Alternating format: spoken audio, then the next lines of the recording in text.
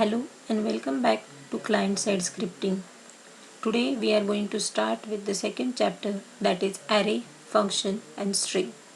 In this chapter we are going to see how to declare the array or function and string in JavaScript. So let's start with the first, that is array. As we all know, we have already studied array in various languages and in Java also. So as we have discussed in the last chapter, the JavaScript is based on our Java language. So array is the same concept here that was in the Java. So basically the definition states that an array is a special variable which can hold more than one value at a time. As we know, when we want to combine multiple values of same time, we use array. So here also in JavaScript you can use the array for the same purpose. Now whenever you are going to construct the array in JavaScript, there are three ways of doing this. First one is by using array literal, second by creating the instance of array directly, and the third one is by using array constructor.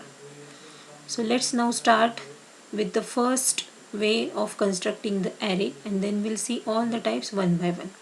So the first method is JavaScript array literal.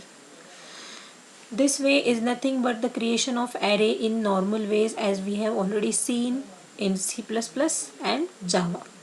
Here you are going to declare the array. The syntax will be var array name equals to, in bracket, the values that you want to store in the array.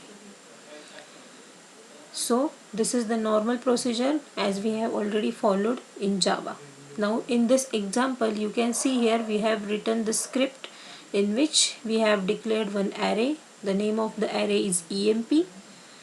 The data type is var. So the syntax is var emp is equal to, in the bracket there are the values that we are going to store in the array, which are given in the double quotes. As the values are of string type, we are given in it double quotes. So the values are Sono, Vimal, Ratan, and at the end we have given semicolon. Now to display this array we are going to use the for loop. So for loop will be for I is equal to 0, I less than emp dot length, which will give the length of the array, and I plus plus. Now as we know, whenever we want to display anything on the web page in JavaScript, we use document.write. So here you want to display your array employee, that's why you have called a method document.write. In bracket we have displayed the array as emp in bracket I, and then the for loop is closed and the script is closed. In this way the array can be declared in the first way, that is array using literal. Now the second way is declaring the array directly by using new keyword. Now the syntax of creating the array is given below. Here it states that var array name equals to new array. Now here you can see the array is given as capital A R A Y. Why? Because this array is the name of class in JavaScript, which is going to represent your array, and new operator is going to give memory to your array. That's why the syntax is given like this. Now below we will going to see the example in which we have created a script. Now here is variable I. In the next line we have created our array employee. Similarly, like previous example, only the syntax is different. Here we are going to create the array using new operator. So the syntax is var emp is equal to new array. And now we are going to put the values in the array members. So we are creating emp of 0, that is the first location Arun, second location Varun, and third location John. So 0, 1, 2. These are the locations of array and the values are given in the double quotes. Now for displaying the array, the procedure is same as we have given in the first step. So this way is known as JavaScript array using new keyword. Now the third method is JavaScript by using array constructor. Here also we are going to use the new keyword, only the array will be created as the form of constructor. As we already know what is a constructor, in which we can directly pass the arguments. So here in the array constructor we are going to directly pass the values while we are creating it. So the syntax will be where emp is equal to new array, and now in bracket we have given the values that we want to add in the array. By adding these values we are going to create our array, and in the next step, as you can already see here, your array will be displayed on the web page. So these are basically three ways of creating array in JavaScript. First, you can directly create by using array literal, that is the normal method. Second, you can use the new keyword, and the third is you can create the constructor of array. Whichever method is suitable to you, you can use any of the method to create the array in JavaScript.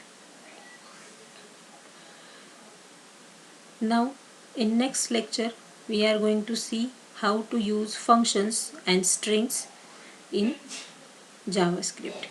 Before that, now we are going to see some array methods. Now these are the methods basically given in the array class that we have seen while we are declaring the array using new operator. These methods are going to help us to perform some operations on array.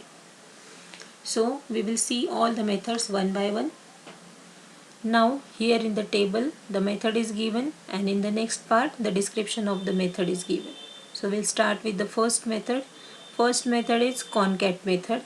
Now this concat method will return a new or array object that will contain two or more merged arrays.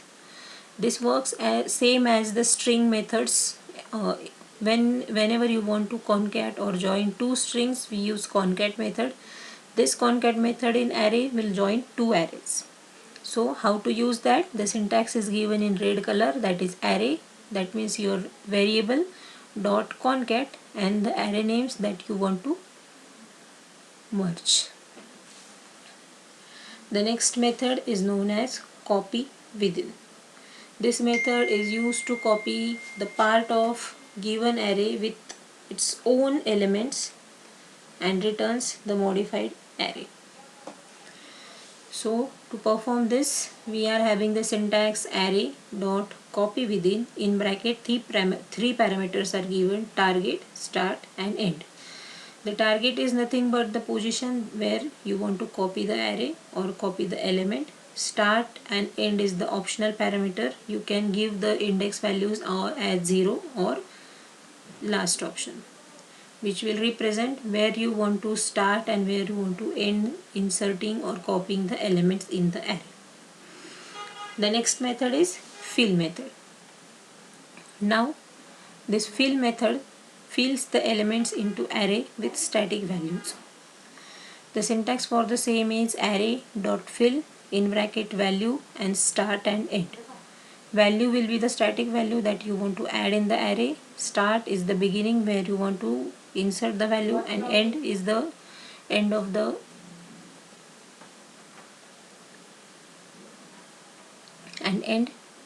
end where you want to stop filling the elements. The next method is includes. This method checks whether the given array contains the specified element. Now here you can see that this syntax of the same is array dot includes in bracket element comma start. Here the element will be the element that you want to search, and start is the starting position from where you want to search the element in the array. Then next method is index of. This method searches the specified element in the given array and returns the index of the first match. That means it will give the position of the first match element from the array. The syntax is simple: array dot index of in bracket element comma index. Element is the element that you want to search, and index will represent the position from where you want to start the searching. The next method is known as join method. Here the join method can be used to join the elements of an array as a string. For that you are using the syntax array.join in bracket separator. The next method is last index of. This last index of method searches the specified element in the given array and returns the index of last match by using the syntax array.lastIndex of in bracket element comma index. The next method is push method. Push and pop method we have already studied in data structures when we have used them on stacks. So the use of the push and pop methods are same, but only this will be applicable to the array. So push method will add the elements at the end of the array by using the syntax array.push and the elements that you want to insert. The pop method will remove the last element from the array by using array.pop. The next method is reverse method, which is used to reverse the elements of given array. The syntax is simple, array.reverse. The next method is sort method. This sort method is applicable whenever you want to sort the array.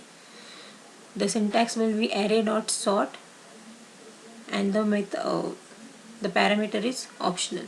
Whenever you will call array.sort, your array will get sort directly. You do not have to use any other argument or any other parameter in that sort method. The next method is known as shift method, which removes the first element of the given array and returns that element. So basically the shift method is used to delete the first element from the array by using the syntax array.shift. Now this is the simple example of using the sort method and shift method of array. Now whenever you want to sort the elements from the array, the script will be, you are declaring the script. Now the array is declared as var array is equal to, the members of array are given in the bracket 24185. Now we want to sort the array, then we will apply it and store it in one variable. So declare that variable var result is equal to array.sort. So this sort method will sort your array, and here you can see we have we have given another method, that is reverse method. So it will work as, first the array will be sort in proper order and then that array will be displayed in reverse position. That's why the answer will be 85421, and document.write will print your array. Now we will see how to use the shift method. Here we have declared a script. The array is given, in that 3 parameters are given: AngularJS, Node.js and jQuery. Now you are going to shift the array. So you are storing the result in one variable, that is result, where result is equal to array.shift. Then you are printing document.write result. Whenever the result will be printed on the web page, the answer will be AngularJS. Why? Because shift method is used to remove the first element from the array, and here in this array you can see that the first element of array is AngularJS. So the result will be AngularJS. So in this way you can use any of the array class method we have already discussed in any of the array operation. So this is the simple and significant way of creating arrays and declaring arrays in JavaScript. In next lecture we will see how to declare the functions and strings in JavaScript. Till then, study these concepts. We will meet in next lecture. Thank you.